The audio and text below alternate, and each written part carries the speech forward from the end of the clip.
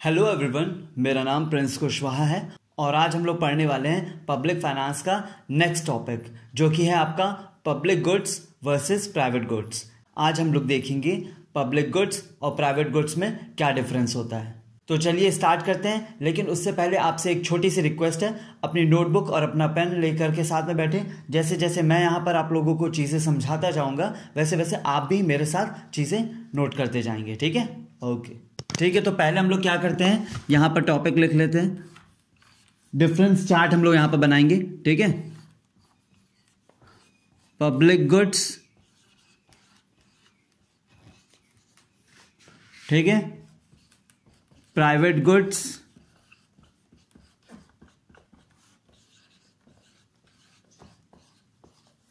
ठीक है। यहां पर ये हम लोगों ने बना दिया ऐसे, और ये यहां पर हम लोग लिखेंगे बेसिस,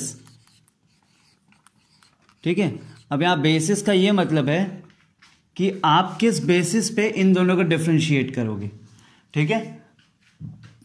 सबसे पहले तो हम लोगों को देखना पड़ेगा मीनिंग, ठीक है। फर्स्ट पॉइंट आपका क्या हो जाएगा, मीनिंग। पब्लिक गुड्स, यहां पर हम मेनली वो गुड्स को इंक्लूड करेंगे जो कि जनरली गवर्नमेंट के द्वारा प्रोड्यूस की जाती है या फिर हमको चीजें अवेलेबल रहती हैं नेचर के द्वारा, ठीक है। तो यहां पर आप क्या लिख सकते हो, these are the goods which are provided by the nature or by the government, ठीक है।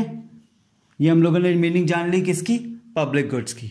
अब यहां पर क्या हो जाएगा, देखिए मीनिंग प्राइवेट गुड्स में क्या आ जाएगा, ये वो गुड्स होते हैं जो कि प्रोड्यूस किया जाता है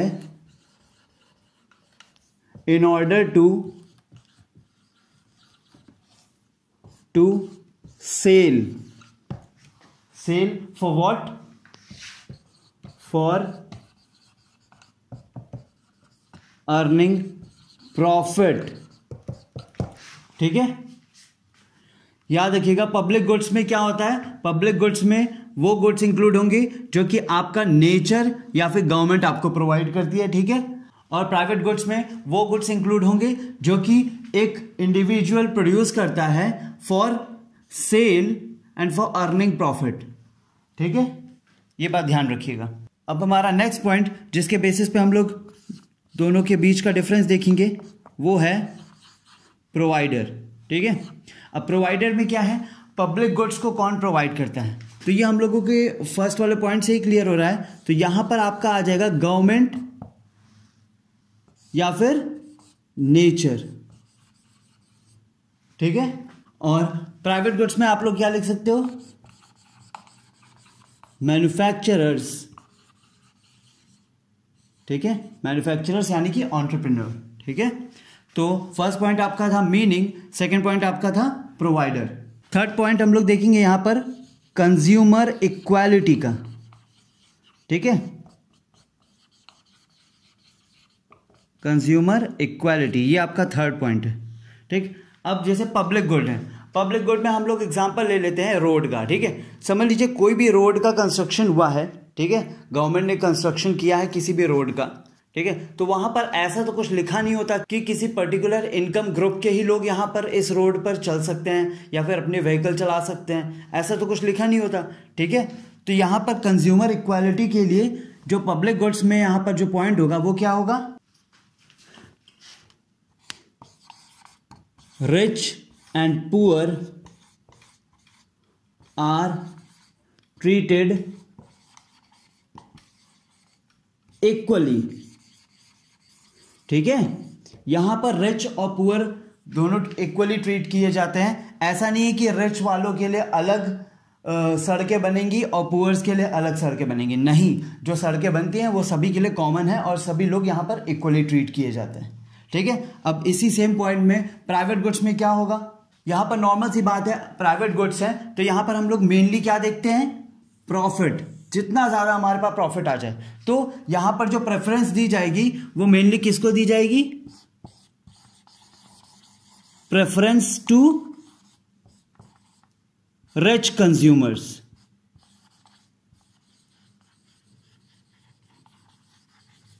नॉर्मल सी बात है, प्राइवेट गुड्स को प्रोड्यूस किया जा रहा है फॉर मेकिंग सम प्रॉफिट, तो फिर वो जो प्रॉफिट है वो मेनली रिच कंज्यूमर्स को सेल करके ही आपका प्रॉफिट अर्न किया जा सकता है। ठीक है, पुअर्स को सेल करने पर कोई भी हम लोगों को कुछ खास प्रॉफिट नहीं आने वाला है, इसलिए हमारा जो मेन प्रेफरेंस होते हैं कौन? Rich consumers. ठीक है, अभी हम लोगों ने 3 पॉइंट देख लिया है, मीनिंग, प्रोवाइडर, कंज्यूमर इक्वालिटी। ठीक है, मीनिंग में हमने आपको मीनिंग समझा दी दोनों का, प्रोवाइडर में कौन पब्लिक गुड्स हमें कौन प्रोवाइड करता है और प्राइवेट गुड्स हमें कौन प्रोवाइड करता है। ठीक है, कंज्यूमर इक्वालिटी के पब्लिक गुड्स के केस में कंज्यूमर के बीच में इक्वालिटी भी मेंटेन की जाती है, यानी या फिर किसको कितनी प्रेफरेंस दी जाती है वो हम लोगों ने यहाँ देख लिया। ठीक है, अब ये रब कर देते हैं और फिर उसके बाद आगे के पॉइंट्स देखते हैं। चलिए ठीक है, नेक्स्ट पॉइंट देखते हैं। नेक्स्ट पॉइंट हमारा यहाँ पर है क्या? क्वालिटी। ठीक है, अब देखिए पब्लिक गुड्स के अगेंस्ट में गवर्नमेंट जो हमसे इन टर्म्स ऑफ चार्ज लेती है वो होता है टैक्स। लेकिन यहाँ पर क्या ऐसा है क्या कि जो टैक्स ज़्यादा पे करता होगा उसको ज़्यादा अच्छी सड़कें मिलेंगी, जो टैक्स कम पे करता होगा उसको खराब सड़कें मिलेंगी, और जो टैक्स पे ही नहीं करता उसको सड़कें मिलेंगी ही नहीं? ऐसा कुछ है क्या? नहीं, ऐसा कुछ भी नहीं है। ठीक है, तो क्वालिटी के मामले में हम लोगों को क्या देखना है? क्वालिटी में आपका पब्लिक गुड्स का क्या पॉइंट होगा?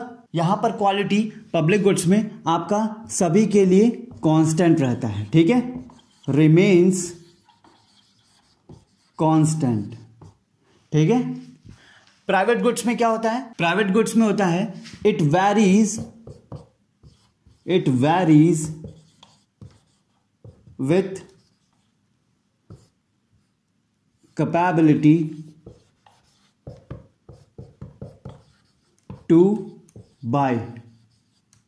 ठीक है, समझ लीजिए आप किसी रेस्टोरेंट में गए हैं, ठीक है, तो वहां पर आप अपनी अर्निंग कैपेसिटी के अकॉर्डिंग, यानी जितना भी आपके पास अमाउंट अवेलेबल होगा आप उसके अकॉर्डिंग ही परचेज कर सकते हो ना। ऐसा तो नहीं है कि आप कुछ भी परचेज कर सकते हो, जितना आपके पास कैश प्रेजेंट होगा आप उतना ही परचेज कर सकते हो। ठीक है, तो आपका नेक्स्ट पॉइंट क्या था? क्वालिटी। इसमें क्वालिटी कांस्टेंट रहती है और इसमें जैसे आप ज्यादा पैसा लगाते जाओगे वैसे वैसे आपकी क्वालिटी सुधरती जाएगी। ठीक है, ये आपकी वैरी करती रहती है आपकी कैपेबिलिटी टू परचेज यानी कि बाय करने में। नेक्स्ट पॉइंट है आपका ऑब्जेक्टिव। ऑब्जेक्टिव में क्या आ जाता है? पब्लिक गुड्स का जो मेन ऑब्जेक्टिव है वो होता है आपका ओवरऑल ग्रोथ एंड डेवलपमेंट। ठीक है, और प्राइवेट गुड्स का क्या सीन होता है? यहां पर जो मेन आपका ऑब्जेक्टिव रहता है, ठीक है, वो क्या रहता है? Profit earning. आई होप कि आपको चीजें समझ में आ रही होंगी और आप मेरे साथ ही चीजों को समझते हुए सब नोट भी कर रहे होगे। ठीक है, क्वालिटी में क्या होता है? रिमेन्स कांस्टेंट, और प्राइवेट गुड्स में कैपेबिलिटी टू बाय के अकॉर्डिंग आपका वो वेरी करता रहता है। ऑब्जेक्टिव क्या होता है पब्लिक गुड्स का? वो ओवरऑल ग्रोथ और डेवलपमेंट के लिए प्रोड्यूस किया जाता है, और प्राइवेट गुड्स का जो प्रोडक्शन है वो मेनली प्रॉफिट अर्निंग के लिए किया जाता है। नेक्स्ट पॉइंट है हमारा एक्सक्लूडेबिलिटी। एक्सक्लूडेबिलिटी। ठीक है, अब पब्लिक गुड्स जैसे अभी हम लोगों ने एक एग्जांपल लिया था रोड्स का। ठीक है, आप चाहो तो भी अपनी लाइफ से उसको एक्सक्लूड नहीं कर सकते। ठीक है, हमने रोड का एग्जांपल लिया था। आप चाहो या ना चाहो आप उसके लिए टैक्स पेमेंट करो या ना करो, वो आपकी लाइफ में शामिल रहेगा ही रहेगा। ठीक है, तो ये क्या आप हो जाएगा? आप उसको एक्सक्लूड नहीं कर सकते। ठीक है, नॉन एक्सक्लूडेबल। Non excludable. ठीक है, ये जो पब्लिक गुड्स होता है ये नॉन एक्सक्लूडेबल होता है, लेकिन ये जो प्राइवेट गुड्स होते हैं ये क्या होते हैं? ये एक्सक्लूडेबल होते हैं। मतलब अगर आप चाहो कि आपको ये कंज्यूम नहीं करना है तो आप इसके लिए पेमेंट ना करो तो आप ऐसा कर सकते हो, लेकिन ये नहीं हो सकता कि मैं रोड का यूज नहीं करूंगा इसलिए मैं टैक्स पेमेंट नहीं करूंगा। ऐसा ये पॉसिबल नहीं है, लेकिन प्राइवेट गुड्स में पॉसिबल है। एक्सक्लूडेबिलिटी एक बार ध्यान से फिर से समझ लीजिए, थोड़ा सा टेक्निकल वर्ड आपको लग रहा होगा, लेकिन देखिए पब्लिक गुड्स का क्या सीन होता है। पब्लिक गुड्स जैसे हम लोगों ने एक एग्जांपल लिया, जैसे आपका रोड्स, ठीक है, रोड को चाह करके भी आप अपनी लाइफ से एक्सक्लूड नहीं कर सकते, इसलिए पब्लिक गुड्स को क्या बोला गया है, नॉन एक्सक्लूडेबल। और प्राइवेट गुड्स को आप एक्सक्लूड कर सकते हो, ठीक है। कोई भी प्राइवेट गुड आप परचेस करो या ना परचेस करो, ये आपकी अर्निंग कैपेसिटी और आपकी इच्छा के ऊपर होता है, ठीक है, इसलिए वो आपका एक्सक्लूडेबल है। वो आपके ऊपर है कि आप उसको इंक्लूड करना चाहते हो या एक्सक्लूड करना चाहते हो, it's all up to you, ठीक है।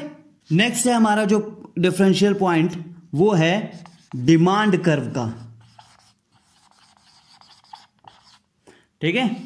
डिमांड कर्व, पब्लिक गुड्स का जो डिमांड कर्व होता है वो आपका हॉरिजॉन्टल बनता है, ठीक, और प्राइवेट गुड्स का जो डिमांड कर्व है वो आपका वर्टिकल बनता है, ठीक है। यहां पर एक छोटा सा हम बना करके भी दिखा दे रहे हैं, ठीक है, कंफ्यूज मत होइएगा। हॉरिजॉन्टल ऐसे बोलते हैं, ठीक है, और वर्टिकल आपका ऐसे होते हैं, ठीक है, ये बात ध्यान रखिएगा। और लास्ट में हम लोग डिफरेंस के तौर पर यहां पर एक छोटी सी चीज देख ले रहे हैं, वो है एग्जाम्पल, ठीक है। यहां पर एग्जाम्पल हम सबसे लास्ट में पॉइंट लिख दे रहे हैं, आपका एग्जाम्पल। अब नेक्स्ट हमारा जो बेसिस है डिफरेंस का वो है एग्जाम्पल, ठीक है। पब्लिक गुड्स का यहां पर एग्जाम्पल जो होगा वो आप लोग कमेंट बॉक्स में बताओगे, और प्राइवेट गुड्स का मैं यहां पर बता दे रहा हूं, ठीक है। अब पब्लिक गुड्स, अब प्राइवेट गुड्स का जो एग्जाम्पल होता है, जैसे आप कुछ भी ले लो, जैसे हो गया क्लोथ्स, कार्स, फुटवेयर, कॉस्मेटिक्स, और भी जो भी चीजें आप ऐड ऑन करना चाहते हो कर सकते हो। आप समझ ही रहे होगे कि क्या क्या पॉइंट होता है, ठीक है। तो आज हम लोगों ने बहुत सारी चीजें देख ली हैं, बहुत सारे पॉइंट्स देख लिए हैं, जिसके बेसिस पे हम लोग क्या कर सकते हैं, हम लोग डिफ्रेंशिएट कर सकते हैं दो टर्म्स को, पब्लिक गुड्स और प्राइवेट गुड्स, ठीक है।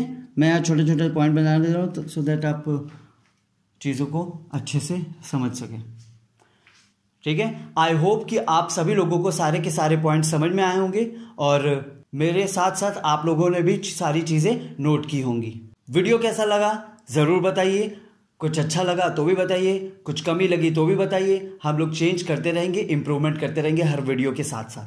और हाँ, कमेंट बॉक्स बिल्कुल आपका है, इन केस अगर आपको किसी पर्टिकुलर टॉपिक पे वीडियो चाहिए तो आप वहाँ पर मेंशन कर सकते हो, ठीक है। चलिए, आप सभी अपना ध्यान रखिए, अपने पेरेंट्स की रिस्पेक्ट करिए, खूब सारा पानी पीजिए और अपनी स्टडी को कंटिन्यू रखिए। Thank you so much.